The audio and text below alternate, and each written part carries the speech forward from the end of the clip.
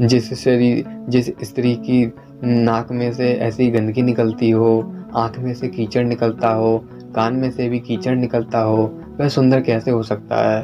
अब तुम खुद सोचो कि बहुत सुंदर स्त्री हो, पुरुषों को आकर्षित कर रही हो, और उसी स्त्री ने अपनी नाक में उंगली डालकर गंदगी निकाल रही हो, तो यह दृश्य कितना गंदा लगेगा। पुरुष उसकी तरफ आकर्षित होगा ही नहीं।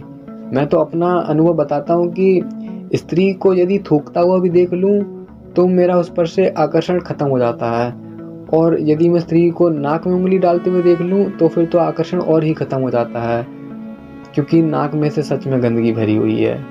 ये जो जितने भी द्वार है ना जो शरीर के, इन सब में गंदगी भरी हुई है। और तुम कहती हो कि मैं सुंदर हूँ। कहाँ से सुंदर हो?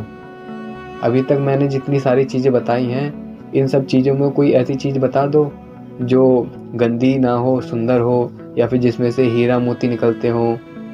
कुछ है ऐसा तुम्हारे भीतर जो सुंदर हो? नहीं, मुझे तो कुछ भी नज़र नहीं आता है कि मेरे भीतर ऐसा कुछ सुंदर है भी। तुम तो मेरी सारी पोल ही खोले दे रहे हो। नहीं, मैं पोल नहीं खोल रहा हूँ। मैं सिर्फ वही बताना चाहता हूँ कि पुरुष ने कभी इसके बारे में चर्चा ही नहीं करी। जन्मों से उसका अभ्यास है कि स्त्री सुंदर है, इसलिए वह इस जन्म में भी सोच रहा है कि स्त्री सुंदर है। और जिसको ब्रह्मचर्य का पालन करना है, उसको तो फिर भाई स्त्री की गंदगी के बारे में विचार करना ही होगा और अशुभ साधना करनी ही होगी। तो फिर ये जो नाक की जो गंदगी है, जब नाक ऐसे करके छिड़क देती हो तो फिर जो ज़मीन पर कितनी बुरी गंदगी जाकर गिर जाती है, चिपचिपा पदार्थ गिर जाता है। और इस नाक को जब ऐसे हाथों से स्पर्श हो जाता है तो फिर तुम अपने हाथ धोने लग जाती हो, और तुम कहती हो कि तुम सुंदर हो। नहीं, तुम सुंदर हो ही नहीं। मैं नहीं मानता कि तुम सुंदर हो। अब ये जो तुम्हारा शरीर है ना, ऊपर से लेकर नीचे तक, ये जो शरीर है इसमें रोमकूप हैं। रोमकूप का मतलब कि बहुत छोटे छोटे छिद्र हैं। तो ऊपर से लेकर नीचे तक इसमें रोमकूप हैं।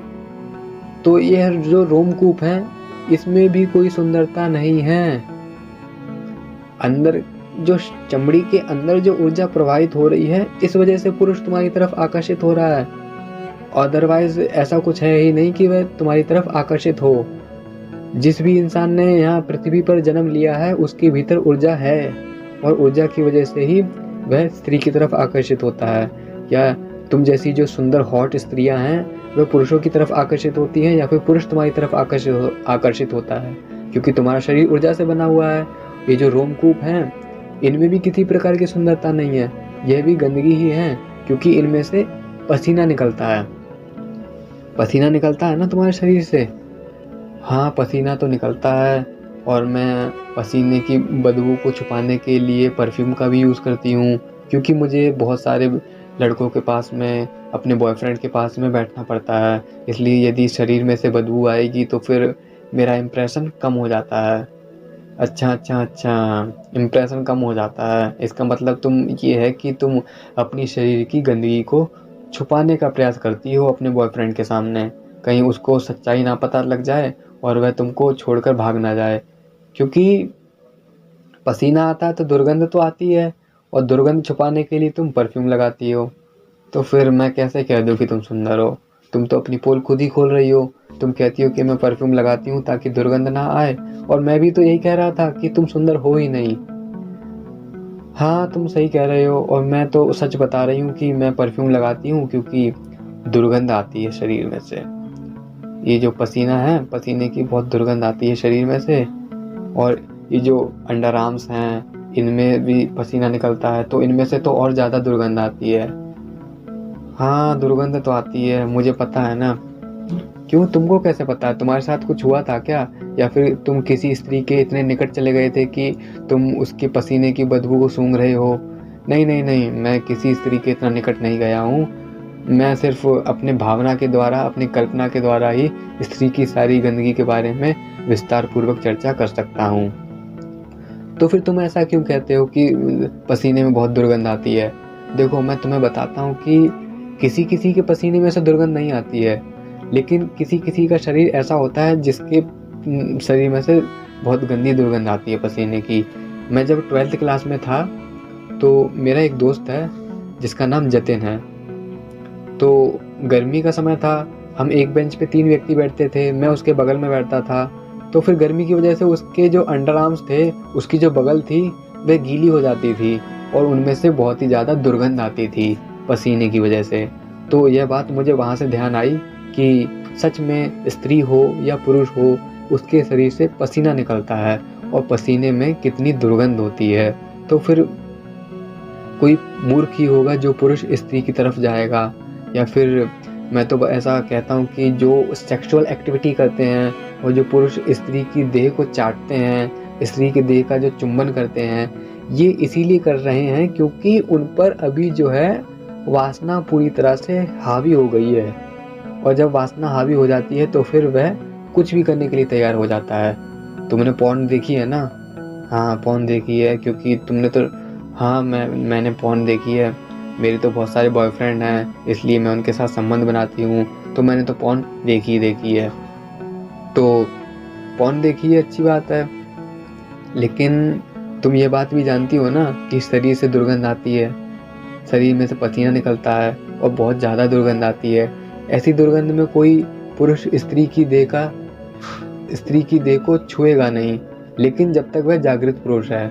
लेकिन जिनके ऊपर सेक्स का नशा चढ़ जाता है, जिनकी काम वासना बहुत ज़्यादा जागृत हो जाती है, फिर वह पुरुष स्त्री को तोड़ेगा, मरोड़ेगा, खिसियाएगा और स्त्री की चमड़ी के ऊपर एकदम पूरी तरह से हावी हो जाएगा। यह इसीलिए हो रहा है क्योंकि उसके ऊपर ऊर्जा का प्रभाव है। हाँ, वो तो है, क्योंकि मैं अपने बॉयफ्रेंड के साथ हूँ, तो फिर मैं इस बात को रियलाइज़ कर सकती हूँ कि पुरुष जो है स्त्री की चमड़ी की तरफ बहुत ज़्यादा आकर्षित होते हैं। उनको इस बात का ध्यान ही नहीं रहता है कि यह वही गंदा शरीर है जिसमें से पसीना निकलता है, यह वही स्किन है जिसमें से इतनी दुर्गंध आती है। इसलिए तुम सही कह रहे हो कि मेरे शरीर से तो पसीना निकलता है, इतनी दुर्गंध आती है, मैं कैसे अपने आप को सुंदर बोल सकती हूँ? हाँ, तो मेरी बात अब सच हो रही है ना कि तुम सुंदर हो नहीं, केवल माया का प्रभाव है और वासना की बहुत जन्मों की प्रैक्टिस है। इस वजह से पुरुष स्त्री की तरफ आकर्षित हो रहा है और उसके शरीर को बार बार स्पर्श कर रहा है। वह स्पर्श में सुख समझता है। जो सोया हुआ पुरुष है वह स्त्री के स्पर्श में सुख समझता है कि स्त्री का मैंने ये अंग छू लिया है, कितना आनंद आ रहा है। लेकिन आनंद कुछ नहीं है, आनंद जैसा कुछ नहीं है। यदि ऊर्जा को शिथिल कर दिया जाए आपके भीतर तो फिर कुछ नहीं रहेगा, क्योंकि आकर्षण की वजह से ही सेक्स है। यदि आकर्षण ना हो तो सेक्स नहीं होगा, क्योंकि ऊर्जा ना हो तो सेक्स होगा ही नहीं।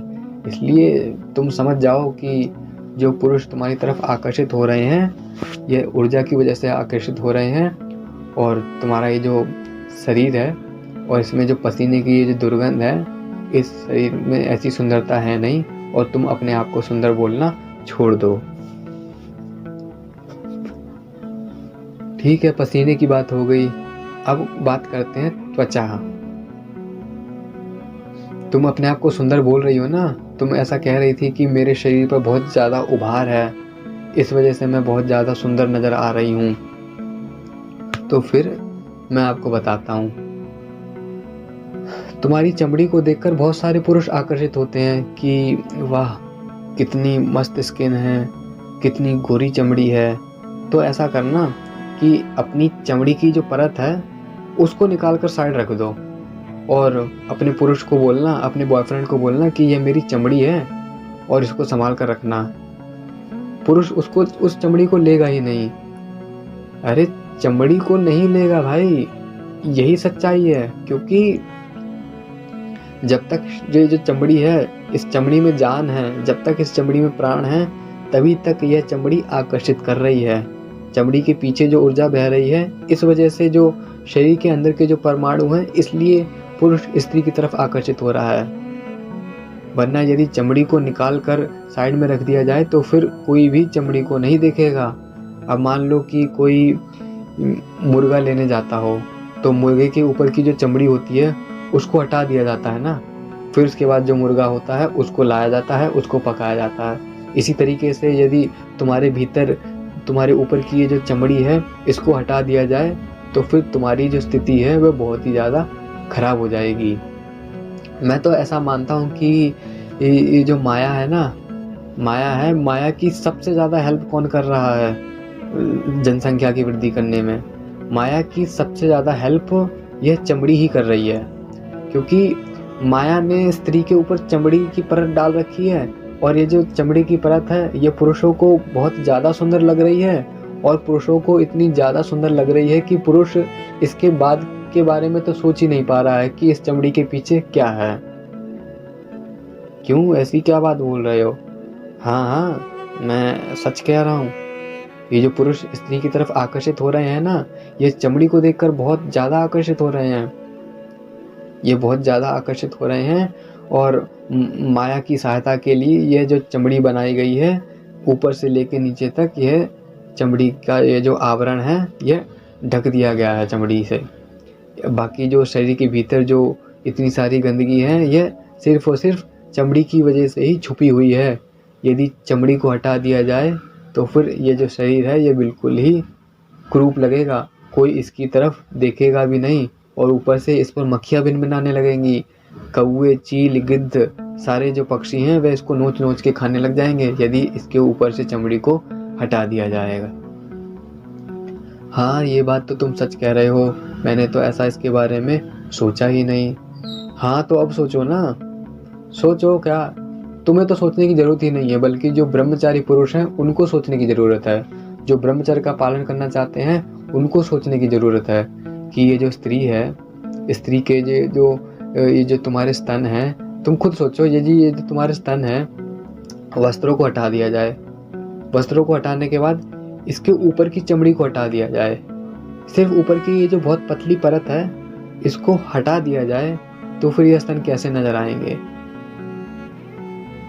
मैं आपको बताता हूँ कैसे नजर आएंगे। मांस का पिंड नजर आएंगे, सिर्फ मांस का जो लोथड़ा होता है ना, जो मांस का जो टुकड़ा होता है, सिर्फ वैसा नजर आएगा।